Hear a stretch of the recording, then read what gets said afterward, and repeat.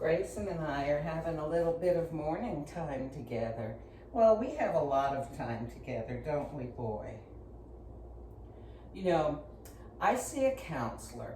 I've seen counselors on and off throughout my life. I find that it's really helpful. I did grow up during a time where people said, you got to be crazy to see a psychiatrist. You know, I mean, the implication was that if you were seeing someone for counseling, that you were, not right in the head. Well, you know what? I mean, every one of us has things that are not right in our heads, don't we?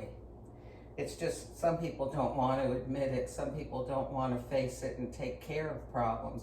But sometimes things are a little bit more than a person and their friends, a person and their God can take care of. And you need some input from somebody with some education and experience and training and, just a broader field than what you have yourself in your own life's experience. So anyway, I went to my counselor because I was just dealing with some anxiety that was not specific about situations. You know, when that kind of anxiety happens to me, I'm really good at dealing with it. And you've seen, those of you who have followed my videos have probably seen how I deal with a lot of situations. But this was kind of an underlying level of anxiety that I didn't even know what it was from. And she said, at this time in everyone's lives, the sort of base level of anxiety, where maybe it used to be here, now it's up here. So when you used to be here and you had a high, that high was like this. But now, because the level of anxiety is higher to begin with, your high is way high, comparatively speaking. High level of anxiety. So she said, one of the best things for dealing with a general, non-specific kind of anxiety is to spend some time in meditative activities, mindfulness, relaxation, doing something where you're devoting your mind to something else you can't be thinking about any anxious thoughts or, your attention. Well, I'll give you an example.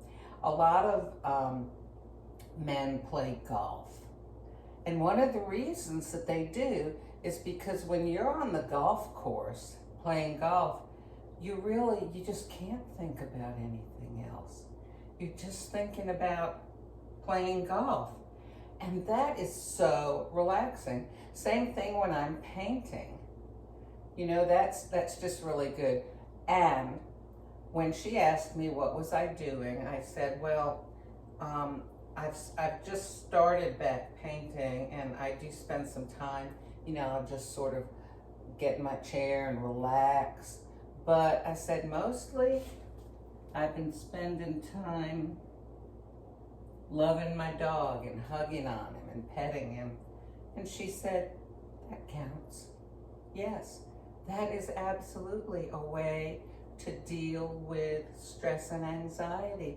And she said, what happens is it's a non-specific kind of anxiety that I'm dealing with. And she said, the relaxation and the good of that time that you're spending, like loving on the dog, spills over into the rest of your life, and little by little it just kind of lowers the level of anxiety.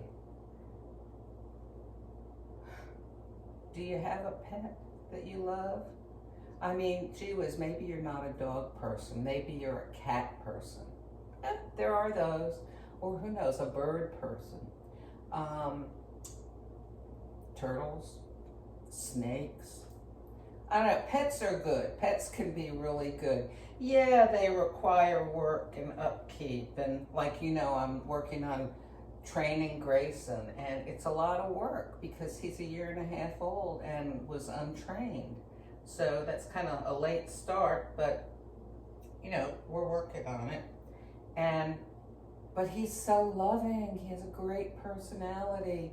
It outweighs all of the work that I have to do in other respects with him.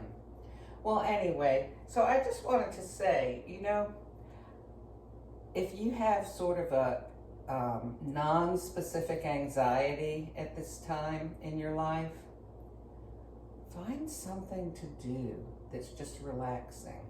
Even if it's doing, you know, there's like mindfulness and relaxation exercises you can find on the internet, in books. Hey, read a book. That takes your mind off of things, and it makes your mind relax because you're concentrating on the book, not on, oh, I don't feel right. Oh, you don't focus on your own self and on the anxiety. Well, anyway, I'm going to finish my coffee here with Grayson and then get about my day. By the way, yesterday I showed you my apartment. It was such a wreck because Grayson had been sick and I hadn't cleaned up yet.